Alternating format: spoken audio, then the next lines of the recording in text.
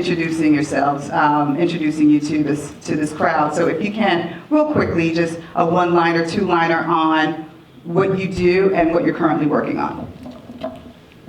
My name is Mark Dorsey. I'm here representing myself. I've done various music for soundtracks, for movies. I worked with Spike Lee for about 8 years. I've also worked with Tim Story, who's also another big movie director, television show producer as well. And I guess that's it for now. Good afternoon, everybody. Navarro Gray. As she indicated before, not only am I an attorney or a public defender, but I'm an entertainment lawyer. That's predominantly now 90% of my practice. I represent Fetty Wap, who's from Patterson. I got him his record deal. I represent 6ix9ine, who's this new extreme artist from Brooklyn. And now the majority of what I do is negotiating contracts, getting people record deals, licensing deals, endorsement deals, things of that nature. And I'm from Hackensack. Howard Weinstein. I had a company called W Inc. We did full-line manufacturing, true distribution, brick and mortar, and internet at multi-channel distribution chains. So I can help explain how you get your music licensed correctly and distributed properly, so you get paid when you're supposed to get paid. Yeah, I nice. like that. Getting paid. That's beautiful music right there. Bobby Tundale is Sonia. I run a trade association for writers, directors, and producers. Through inertia or just the need, I started a production company called African Studios, and 2 years ago we started a distribution component now. So we are creating content for Amazon and a couple of other streaming platforms. Hi, everybody. Nicole Franklin. I'm a filmmaker of 18 years with my own company, Epiphany Inc. I've done more than 10 films, and my latest one is called Title VII. It's a feature film on harassment in the workplace, and we've been touring that in festivals. And I've worked 28 years in television news editing, so I freelance on CBS Sunday morning, so if I'm a little sleepy, I just got off the show. Hi, I am Carmen Rogers, and I am a singer and songwriter, solo artist, as well as part of a band called The Foreign Exchange. I also music supervise films, mostly independent films, currently working on a film, excited about this project called Road, Miss Zoe Flowers, written, directed by her, music supervising that film, and yeah, I guess I consider myself a creative across the board and business person. Perfect, perfect. So you guys saw the trailer. Yes. I don't need a mic. Are you guys hearing me okay back there? Yeah. Okay, perfect. So here's an indie film. Milton's just put his sweat, blood, and tears into this documentary that he's about to release. He comes up to you and says, I want to get this out. A, what does that mean? Right? Like, what does that mean? Like, he wants to get it out. What does getting it out mean? And B, what do you tell him? Like, what's the steps? What's the feedback and what's the steps that he has to take? Anyone could take this question. Just pass it straight to me. Anybody else want to? Let's go down here first. I don't want to go first. First off, I've known Rev for maybe about 10 years plus, maybe 15 or something.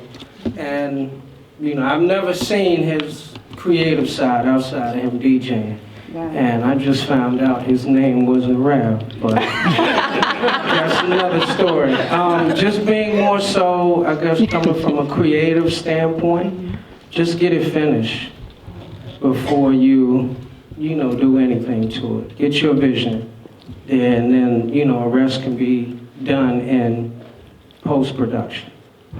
Just get as much footage as you can. So focus on the work, get the quality of work together. Okay.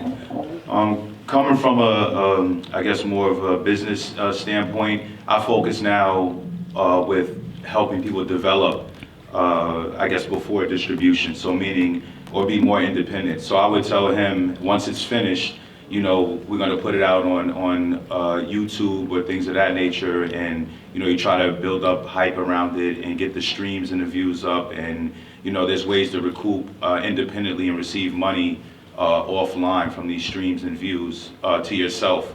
And I would tell you to do that as you're building it up, and then you can get it to a production company, and then ultimately a film festival and a movie. The only thing I'd add to that would be to make sure you have all of their publishing in place and all of the songs in place. What does that mean? Okay, so a song is broken down into two formats. So you have the actual performance of a song, but then you also can break down the song into the words and the music. For the So- film that he's For producing? anything. For anything, Any song okay. is broken down to 3 parts. Okay. So the first one's the performance arts. The second one would be your words. Third one would be your music, and they're controlled by, it used to be Harry Fox, but these got bought up by somebody, and I just cannot remember with people looking at me the actual name of the new company. But you would register to make sure all of the publishing is correct. That way, as the publishing is taken in, be it if you're a, I don't know, an ASCAP or BMI guy, or whatever your team, whatever your company is with, they would then issue you money every, it used to be quarterly, I'm assuming it still is. And you also want to make sure that you have everything coded in this song. Whoever put together the African movie, very good. It was a very nice movie. Problem was, when I checked out Shazam through a couple of times throughout it, nothing came up, except for your last song. I'm sorry. Yeah. I did 2 shows daily, tried to be. All right, so when you did the movie, if you had embedded the originally was a DA coding, now it's, I think, it went to ISIL or something. It's whatever the code. What is it? I'm sorry. ISRC. Thank you very much. So that way, anybody who sees it, hears it, they catch a track on it, they catch something they really like and they want it, they just take out the phone, hit Shazam or the other one, pops right up where it is, and that way you have everything. And I did have a question for you. The very last song, that does show up registered. Is that a public domain, or do you have? Which one came registered? That's his track. I used to be suiting the music industry, so I worked for Bergen Music Group, Okay. Sony, HBO. So I always made sure, whenever possible, to have original music. Some of the tracks, one of the reasons why they come up, I wrote a few tracks, my social producer wrote a few tracks. This way, we limit the licensing issues. Right. So that's part of the reason why. But So- throughout the film, you still should have had it all go back to Still you working. guys. This is the Yeah. first cut. I liked it. If I didn't like it, I wouldn't tell you. But that's what I'm saying. It just gives you more ways of getting streams of money in and more platforms. Got it. Go ahead, Robert. All right, so now I can talk, all right? So I approach distribution at concept. And I tell the filmmakers that I work with, and someone came to me with that project and said, okay, I want to get this out. That means that I would go back to them, well, where do you see it living? You know, do you want a YouTube project, or do you want an HBO deal, or do you want a theatrical release? Where does your artistic vision take the project? That's the first thing, is to identify what that artistic vision is going to live. The second thing, what are you trying to say in the project? And does that come across clear in your trailer? If I show this to anyone, would they know it in the first 10, 15 seconds, this is what they're looking at? And then why is it relevant to, well, before why is it relevant, who is your audience? Who's gonna watch this? You know, one of the first responses I get to that question is everybody. It's for everybody, 8 to 80, blind, crippled, crazy. We want everybody to watch it in the whole world, and everybody's gonna love it. Yeah, okay. So let's start, who's gonna like it first?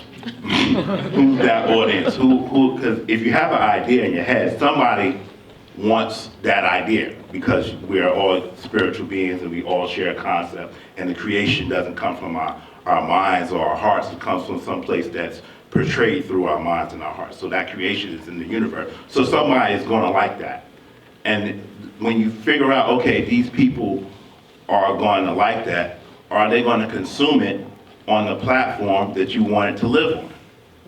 So if you have this thing and you say, okay, I got this film,